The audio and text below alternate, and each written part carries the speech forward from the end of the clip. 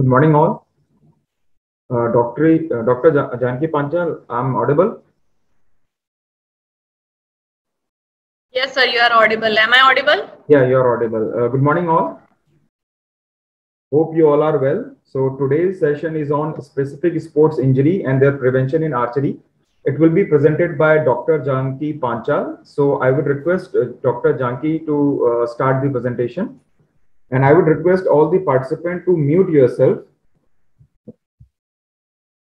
Dr. Janki, please start the presentation. Thank you, Mr. Gopal. So, good morning, everyone. Myself, Dr. Janki Panchal. I'm a sports physiotherapist from Sai NCOE Gandhinagar.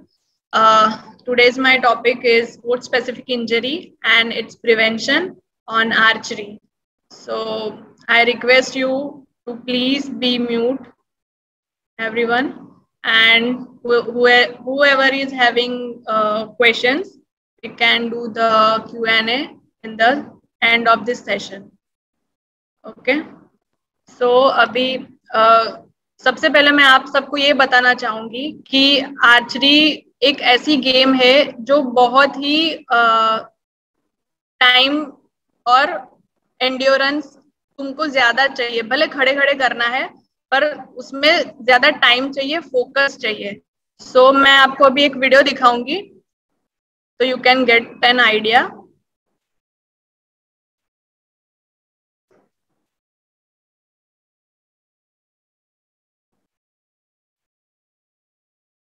You can see the position, how they are holding the bow and string,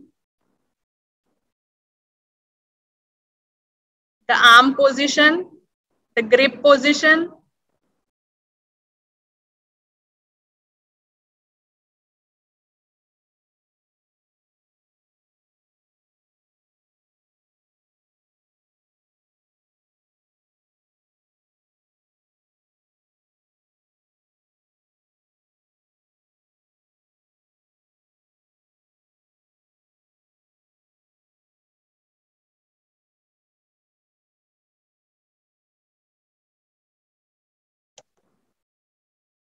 so you can get to know that कितना strength चाहिए इसके लिए।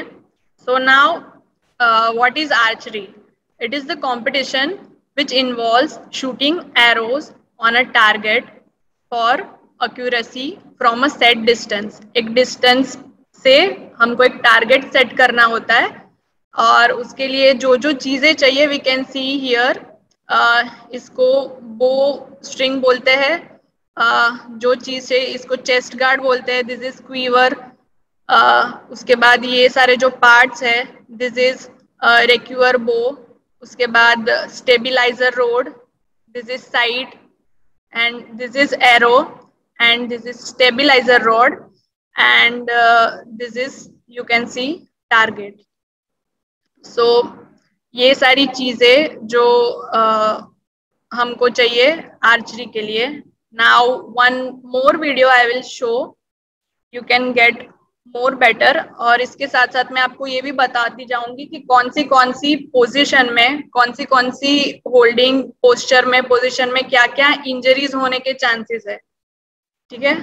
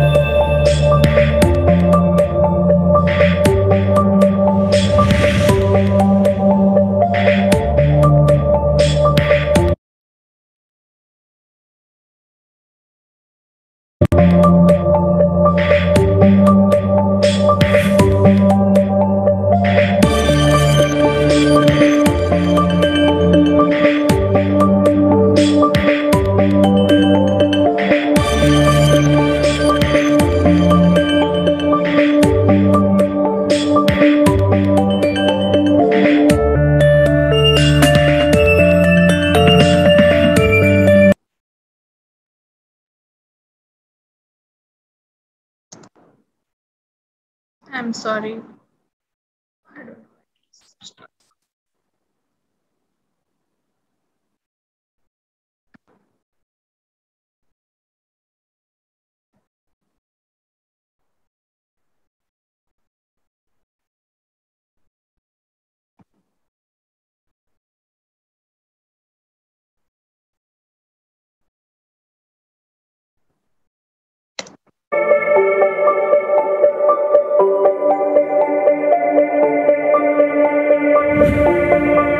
can see the grip.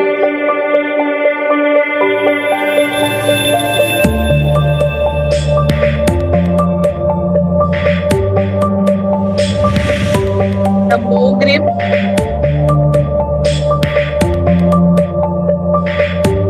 The finger grip.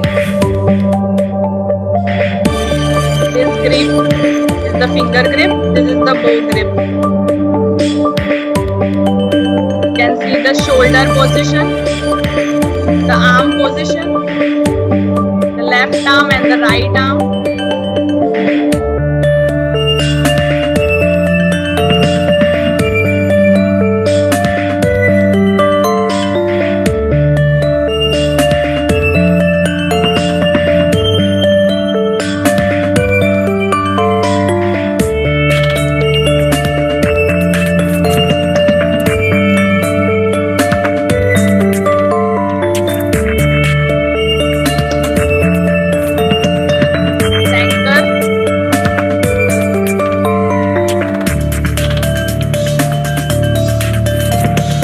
Position of fingers,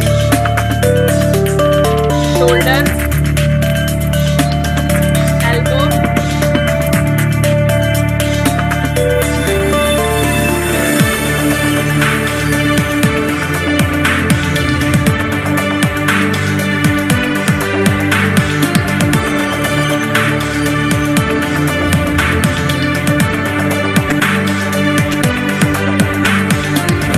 now see the wrist.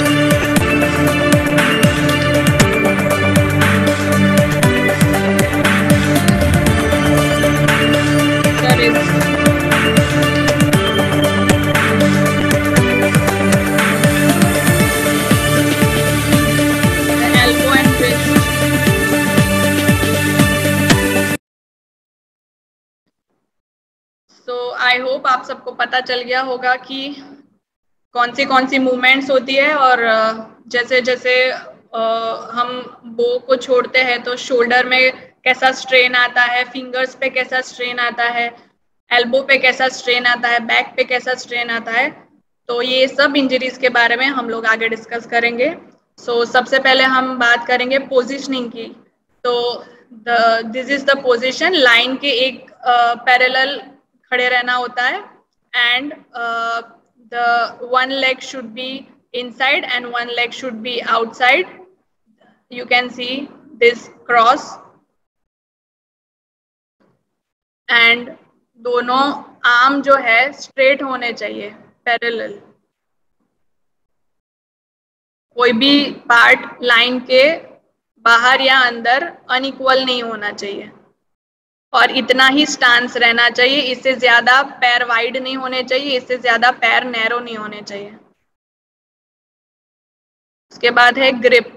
Grip, this is the बो grip. जो left hand से हम लोग use करते हैं वो ग्रिप ऐसे पकड़ते हैं, and this is the string grip. जो भी हम लोग राइट हैंड में पकड़ते हैं उसमें फर्स्ट 3 फिंगर्स है वो अटैच होती है, एंड द लास्ट फिंगर वो हम रिलीज्ड रखते हैं।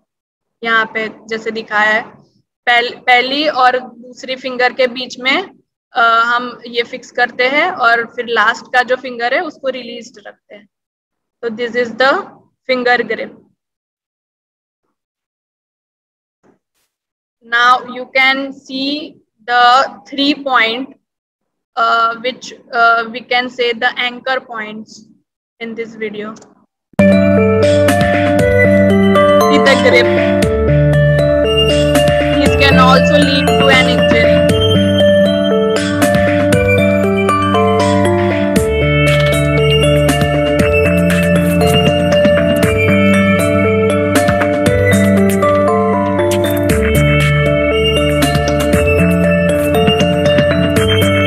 These 3 points should be in a line and attached to the face. ये जो तीनों लाइन है, नोज का, लिप्स का और जॉ का, ये तीनों अटैच होने चाहिए, और ये जो फिंगर है वो भी जॉ से अटैच होना चाहिए। You can see in this figure, no gaps between jaw and fingers. String touches 3 reference points, that is nose, lips and jaw. Chin and face fingers should not move. Both shoulder down, head maintain. 50-50% pressure on both the side. दोनों side पे equal pressure रहना चाहिए. 80% back in tension as scapula move backward. जैसे ये हाथ पीछे लेते हैं तो स्कैपुला पीछे जाता है, तो 80% टेंशन, 80% लोड बैक पे आ जाता है. So no end no creeping, no sway. ज्यादा बैक बैंड नहीं करना है, बैक भी स्ट्रेट ही रखना है. Now this is drawing force.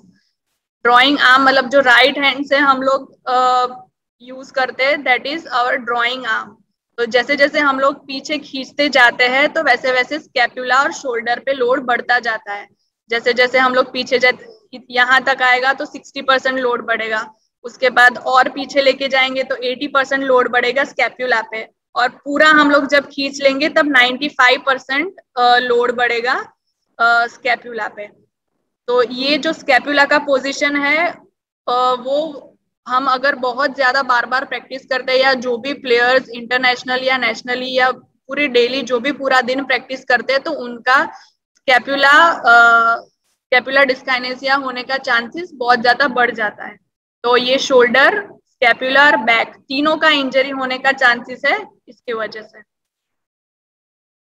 Now follow through action. जो हम तीर छोड़ने के बाद हम लोग जो भी एक्शंस होते हैं उसकी वजह से जो जो इंजरीज होती है वो आप पोजीशनिंग देखिए. Will discuss injuries later on. Focus on the wrist and hand.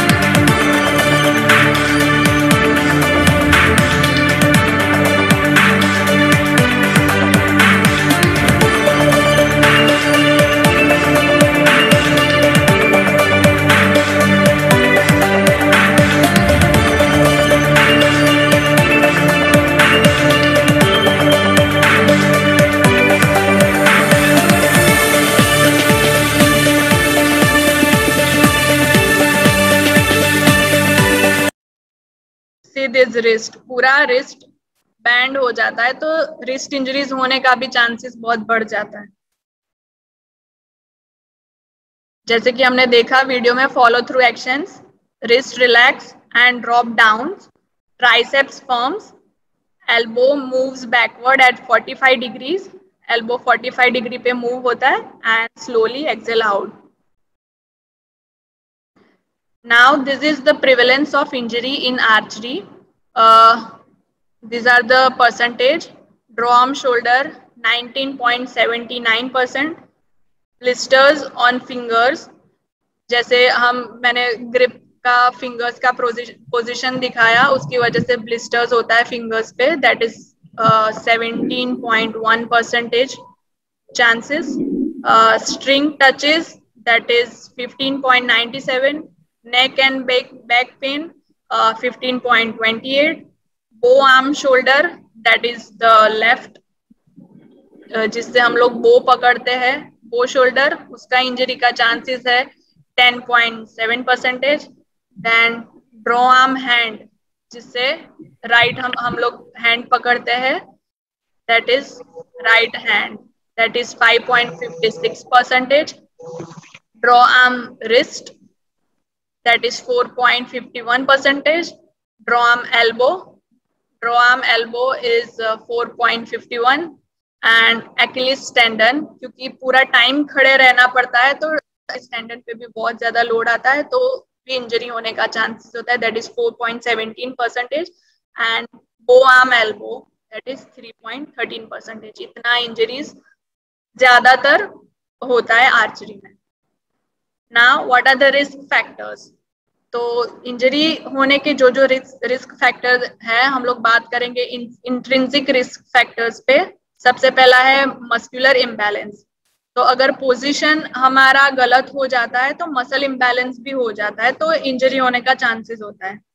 उसके बाद पोस्चरल डिफेक्ट, कोई पोस्चरल इम्बैलेंस या पोस्चरल डिफेक्ट हो जाता है, गलत हमने पोस्चर अडेप्ट कर लिया तो उसकी वजह से भी इंजरी होने का चांसेस बढ़ता है. ओवर यूज ऑफ मसल्स, कोई भी मसल अगर बहुत ज्यादा रिपीटेडली यूज हो रहा है, उसको रेस्ट नहीं मिल रहा है, तो भी इंजरी होने का चांसेस बढ़ता है।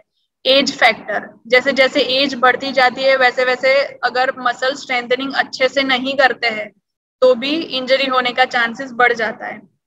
पुअर टेक्निक, अगर टेक्निक हम लोग गलत यूज कर रहे हैं तो भी इंजरीज होने के चांसेस बढ़ जाते हैं, क्योंकि वेट उसका बहुत ज्यादा होता है जो हम वो पकड़ते हैं उसका। तो टेक्निक हमको बहुत सही से इम्प्लीमेंट करना है। And the last and very important thing that is warm up and cool down. अगर हम अच्छे से वार्म अप कूल डाउन भी नहीं करेंगे तो भी इंजरी होने का चांसेस 15 to 20% बढ़ जाता है। Now we'll discuss about the common injury.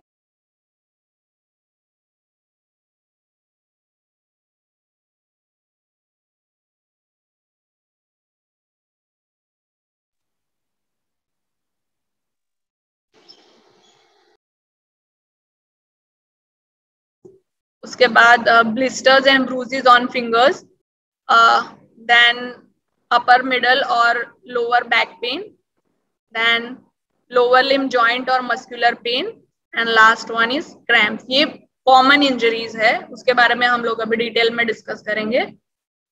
First is rotator cuff और ड्रॉ आर्म शोल्डर।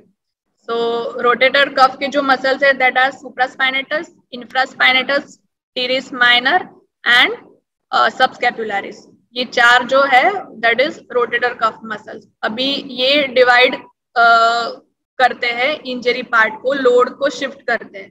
जैसे anterior impingement with tendinitis of the long head of biceps and supraspinatus, they hold the stabilized and arm when it is extended.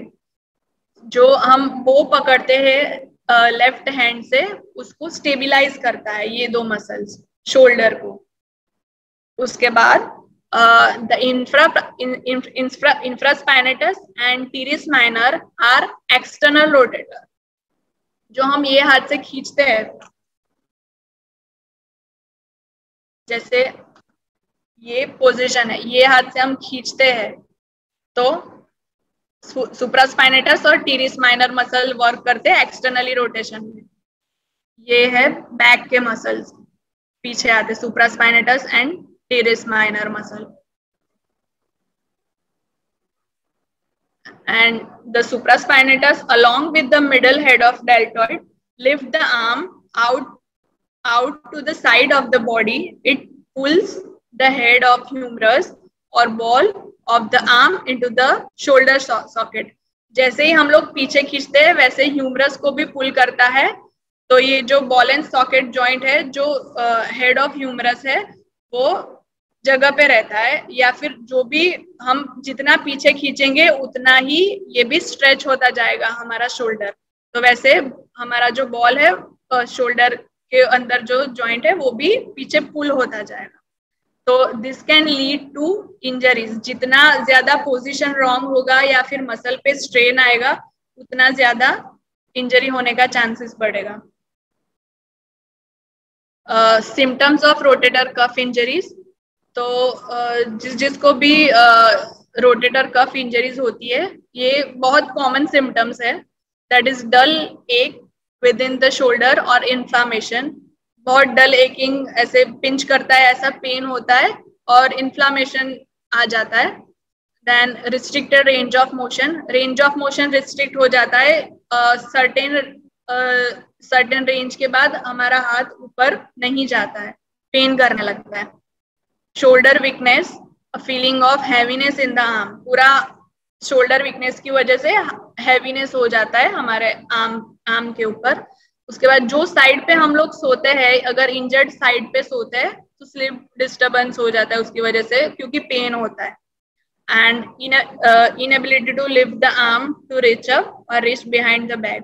हमको जितना arm ऊपर करना है और जितना पीछे खींच के जाना है वो मूवमेंट पॉसिबल नहीं होता है। And impaired posture and muscle imbalance. Pain की वजह से हम लोग अगर प्रैक्टिस बहुत ज्यादा करते हैं तो फिर जो पेन है वो मसल्स हम लोग ना यूज करके दूसरे मसल्स यूज करने का ट्राई करते हैं, ताकि मसल इम्बैलेंस भी हो जाता है। तो हमको ये चीज नहीं करना है। उसके बाद है ड्रॉ आर्म शोल्डर। ये जो शोल्डर है that is draw arm shoulder. ये जो ऊपर दिखाया गया है फिगर में, ये पूरा एक लाइन में रहना चाहिए, पर अगर ये ऊपर चला गया तो उसको ड्रॉ आर्म शोल्डर बोलते हैं। ड्रॉ आर्म शोल्डर मतलब ये वाले शोल्डर का इंजरी होने का चांसेस बढ़ जाता है। The two primary causes of shoulder injuries and irritation are improper archery form. Improper archery, ये this is the improper archery form. ये सीधा चाहिए, अगर बहुत ज्यादा लिफ्ट कर दिया या बहुत ज्यादा नीचे खींच दिया तो वो इम्प्रॉपर आर्चरी फॉर्म हो जाता है। And the jerky draw motion, इसको अगर स्मूथली रिलीज नहीं किया, बहुत जर्क से हमने रिलीज कर दिया तो भी स्ट्रेन आता है। तो ये दोनों जो फैक्टर्स है that can cause the injury to the draw arm shoulder, and because of that the muscle imbalance is also there. So irritation भी इसकी वजह से होता है और इंजरी होने का चांसेस बढ़ता है। Now the next is shoulder dyskinesia. This one is the, I think, common injury, very common injury in archers. So scapular dyskinesia is the abnormal function or mobility of the scapula within the shoulder joint. जो scapula की mobility होती है वो abnormal हो जाती है, that is called dyskinesia. जैसे मैंने आगे भी आपको एक फिगर दिखाया था, जितना भी ज्यादा फोर्स या लोड स्कैपुला के ऊपर बढ़ेगा उतना ज्यादा स्कैपुला का विंगिंग होता जाएगा। फिर स्कैपुला का जो ब्लेड है ये, उसमें पेन बढ़ता जाएगा, वीकनेस आ जाएगा आर्म में। उसके बाद लिमिटेड रेंज ऑफ मोशन हो जाएगा, फिर क्राउच पोजीशन हो जाएगा, ऐसे लीन हो जाएगा प्लेयर, एंड राउंड शोल्डर हो जाएगा। तो this all are the symptoms of scapular dyskinesia. Now we can see the rehabilitation and prevention. जितने भी हमने शोल्डर और स्कैपुला के कॉमन इंजरी देखे, उसको हम रिहेबिलिटेट या प्रिवेंट कैसे करेंगे। तो सबसे पहले control pain, inflammation and promote healing.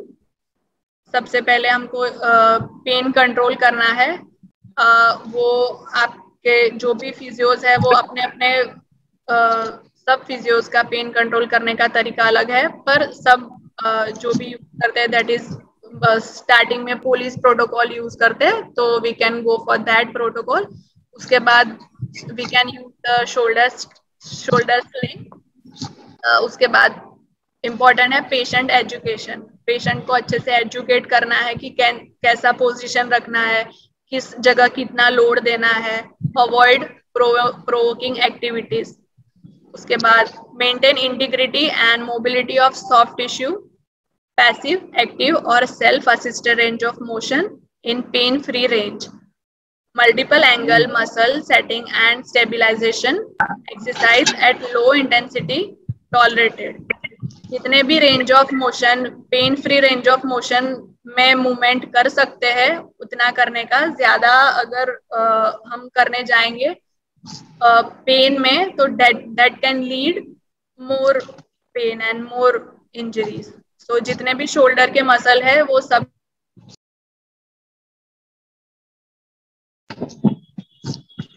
Pendulum exercise without weights, जो भी हम लोग पेंडुलम एक्सरसाइज विदाउट वेट करते हैं वो we can do in this conditions.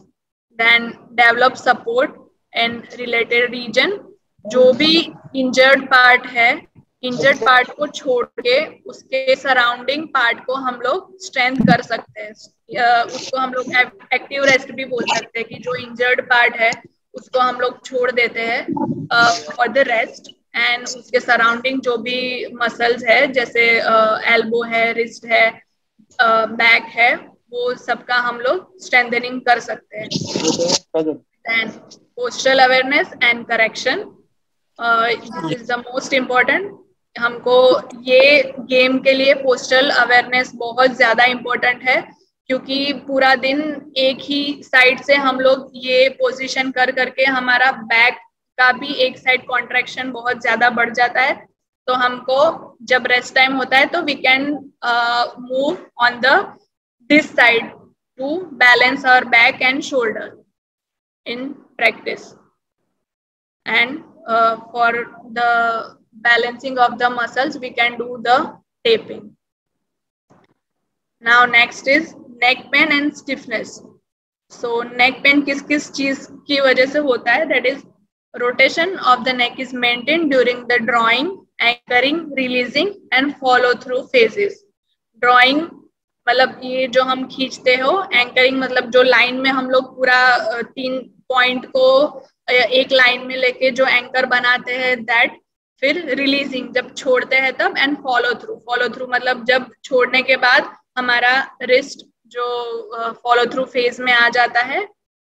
ये अगर ये सब जो एक लाइन में प्रोसेस होता है वो अगर मेंटेन नहीं होता है तो नेक में लोड बढ़ता है और नेक पेन बढ़ जाता है।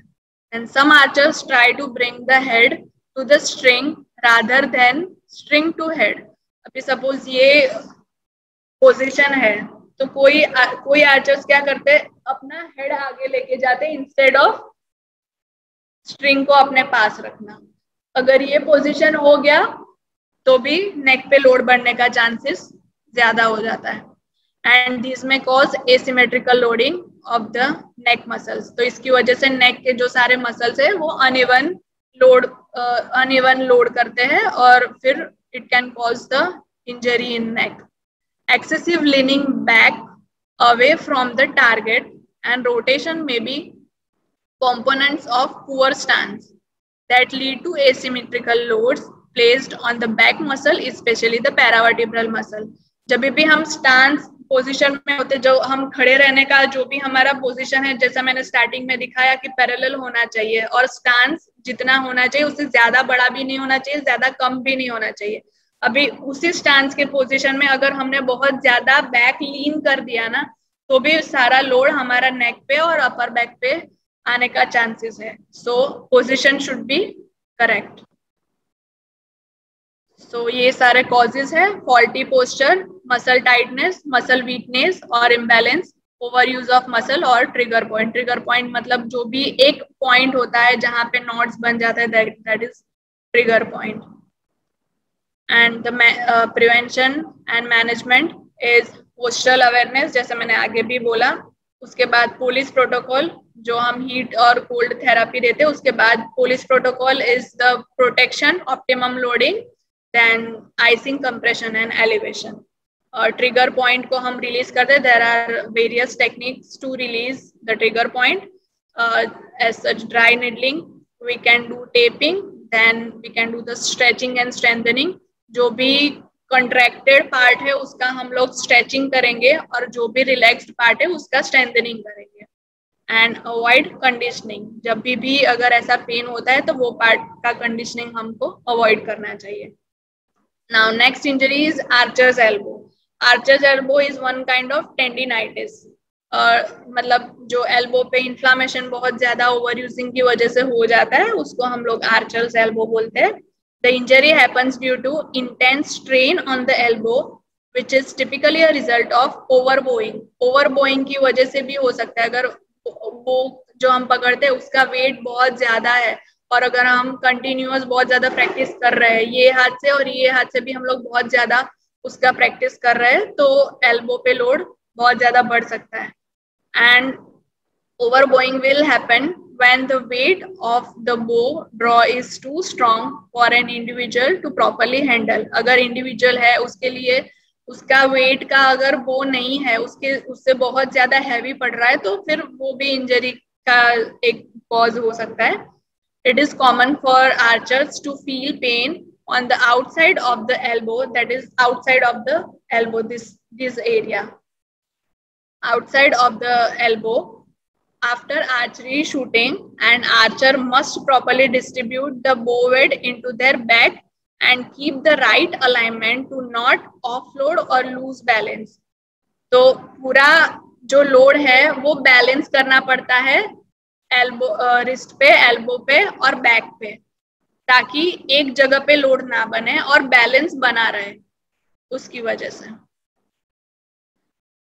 उसके बाद है blisters and bruises on fingers. जो मैंने पहले स्टार्टिंग में भी दिखाया और पोजीशनिंग में कि हम लोग कैसे ग्रिप करते हैं। जो ग्रिप है उसकी वजह से हमारा दोनों हाथ में ब्लिस्टर्स और ब्रूसेस होने का चांसेस है।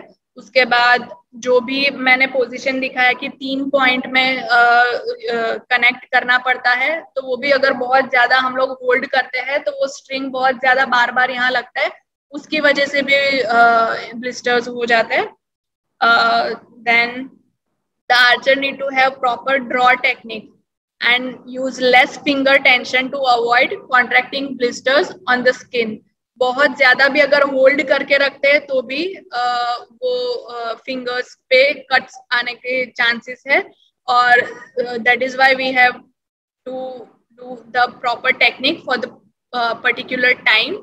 And the great solution to blisters is for archers is to invest in a pair of high quality archery gloves. जो भी archery gloves होते हैं अगर वो use कर सके तो हम इससे prevent कर सकते हैं उसको. These safety gloves are designed to properly protect fingers during the drawing and releasing of the bowstring. Now next is back pain. So archery is a bit like golf, which means it is one side dominant that often leading to dysfunction throughout the body. Back pain is simply a symptom of dysfunction. एक side बहुत ज्यादा load बढ़ने की वजह से हमारा back pain का chances बढ़ जाता है.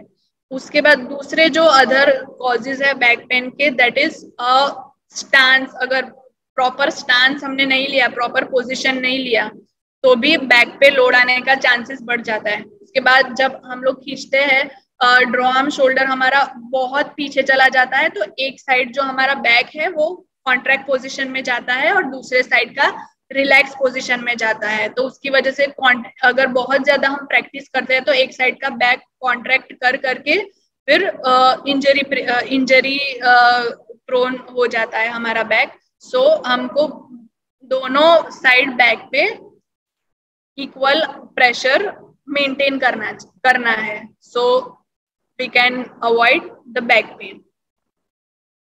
Now next is lower limb joints and muscular pen.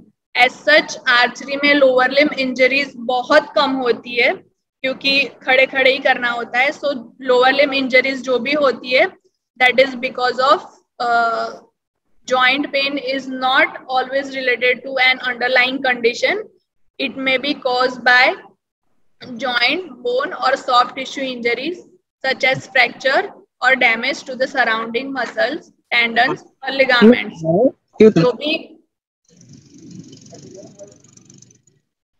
जो भी लोअर लिम्ब में जॉइंट या मसल रिलेटेड जो भी इंजरीज होती है वो जॉइंट, मसल या टेंडन के रिलेटेड, लिगामेंट्स के रिलेटेड इंजरीज होती है. वो होती है हम लोग जब भी अगर फिजिकल एक्टिविटी बहुत ज्यादा कर लेते हैं तब वो इंजरी होती है. And the Achilles tendon injury भी एक ऐसी इंजरी है, जैसे मैंने पहले बताया कि बहुत ज्यादा हम लोग एक पोजीशन में खड़े रहते हैं, उसकी वजह से भी लोड आता है हमारे फुट पे, तभी भी वो इंजरीज होता है. पर बहुत ज्यादा इंजरी हमारी फिजिकल एक्टिविटी जो हम इसके अलावा जो ट्रेनिंग करते हैं उसकी वजह से लोअर लिम्ब की इंजरीज ज्यादा होती है. जैसे स्प्रेन्स होते हैं, that is sprains occurs in the ligaments and strains occur in the muscles. तो जो भी लिगामेंट टेयर या मसल टेयर होता है उसको, लिगामेंट टेयर को हम लोग स्प्रेन बोलते हैं एंड मसल टेयर को हम लोग स्ट्रेन्स बोलते हैं. एंड लैक ऑफ यूज और over use of the muscle. जितना अगर हम कम मसल यूज कर लिया फिर भी हमको इंजरी हो सकता है क्योंकि हमारा मसल उतना कैपेसिटी बेयर नहीं कर पा रहा है, और अगर बहुत ज्यादा ओवर यूज मसल भी हो गया तो भी हमको इंजरी हो सकता है. तो everything should be in balance. And the next thing is cramps. Cramp क्यों आता है? A muscle cramp is a sudden and involuntary contraction of one or more of your muscles. Most muscle cramps develop in the leg muscles, particularly in the calf.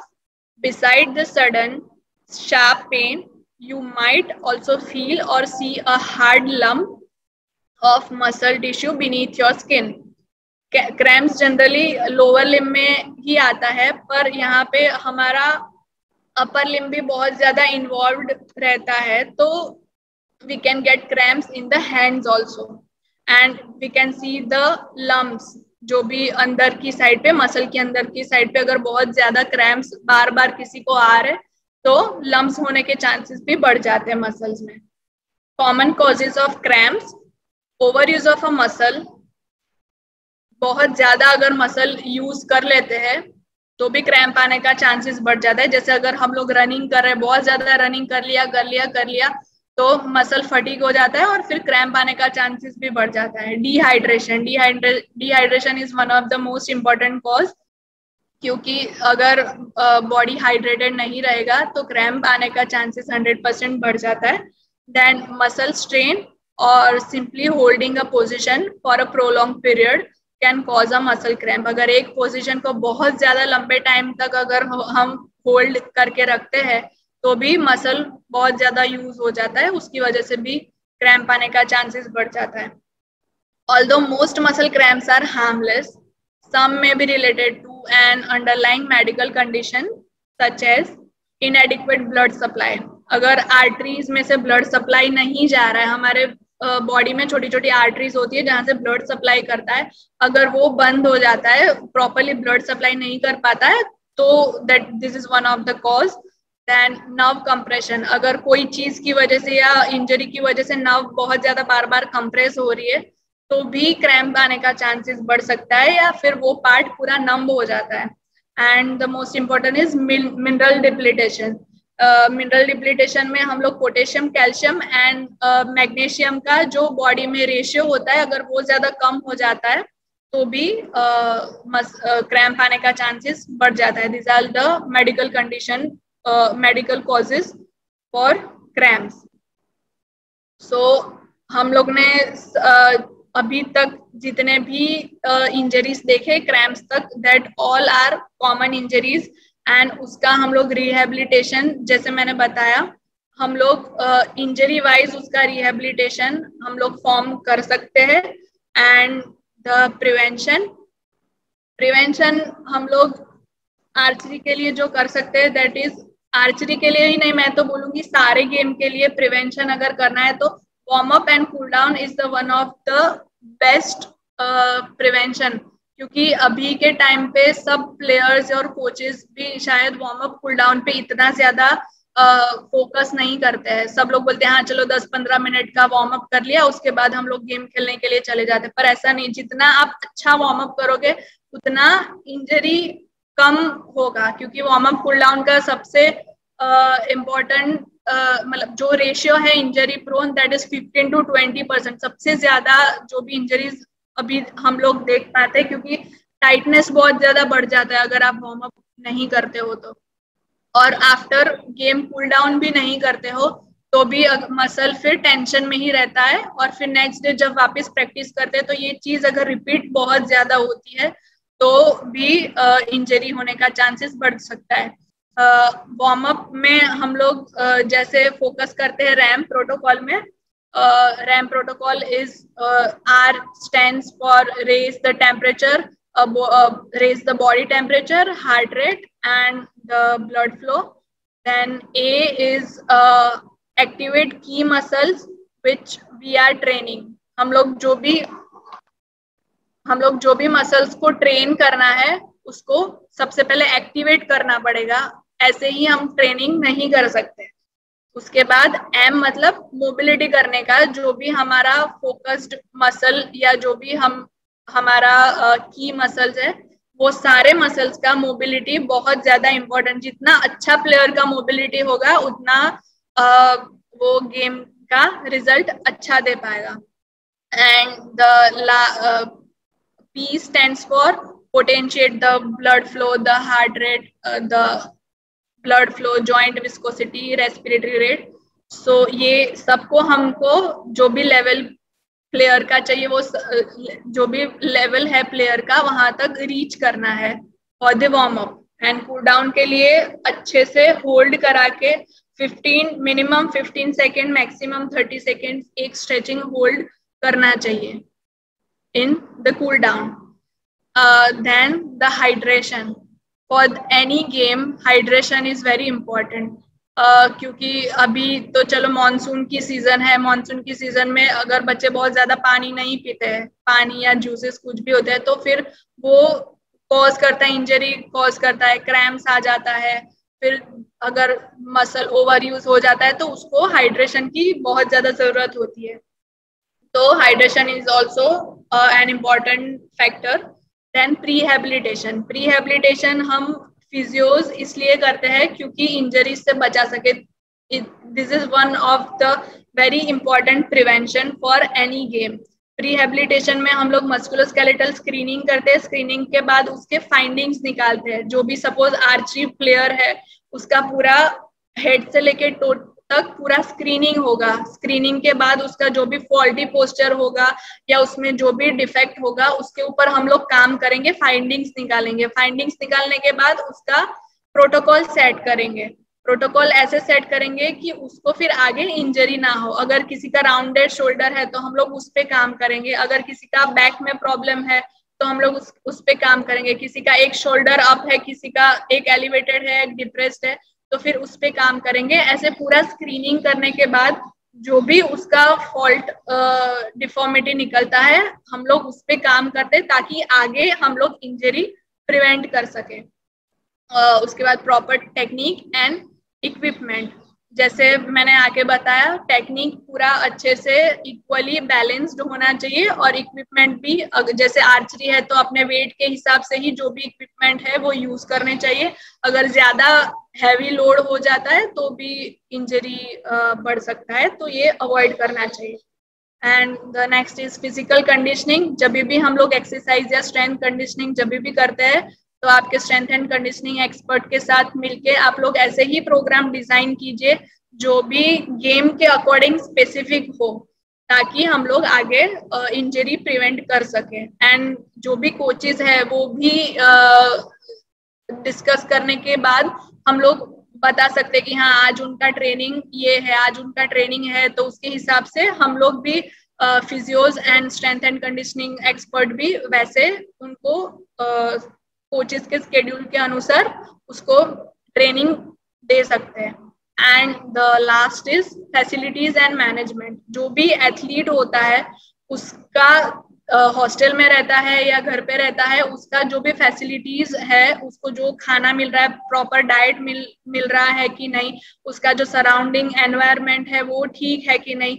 वो अगर suppose कोई player है वो 3rd floor पे रह रहा है, उसको दिन में 5 बार ऊपर नीचे करना पड़ रहा है, तो डेफिनेटली उसको फिर इंजरी होने का चांसेस बढ़ जाएगा. कि एंकल उसका बार बार हो रहा है तो किसी को फिर एंकल इंजरी होगा, नी इंजरी होगा. तो ये जो भी मैनेजमेंट है एक प्लेयर के पीछे, उसको कितना डाइट मिल रहा है, वो कहाँ रह रहा है, उसका सराउंडिंग एटमॉस्फेयर क्या है, क्या पढ़ रहा है, किसके साथ बात कर रहा है, या उसका मेंटल स्टेटस क्या है, वो ठीक है कि नहीं. जैसे ये एक फोकसिंग गेम है तो उसके लिए मेंटल स्टेबिलिटी बहुत ज्यादा इम्पोर्टेंट है. तो उसके लिए हम लोग योगा कर सकते हैं, मेडिटेशन कर सकते हैं, ताकि हम जो भी हमारा एम अचीव करना है उस पे हम लोग बहुत ज्यादा अच्छा रिजल्ट दे सके. So with this I am ending my session and now you can ask any questions if you guys have. Thank you so much. Thank you, Dr. Panchal, for this wonderful session. So I would request the participant, if they have any question, please may ask. अगर किसी भी participant की कोई question है तो वो पूछ सकते हैं.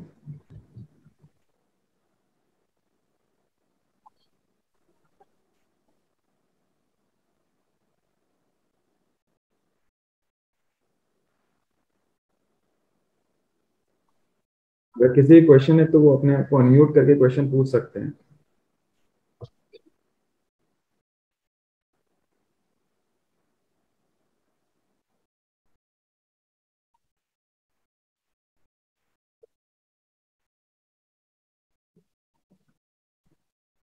Dr. Janki, I think Stacy कोई question?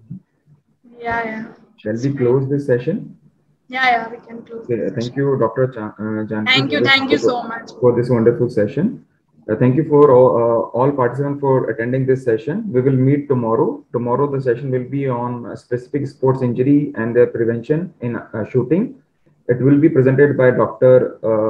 Hema Valecha. So we will meet tomorrow. Till then, take care and goodbye. Thank you, everyone. Thank you, Gopal ji. Thank you.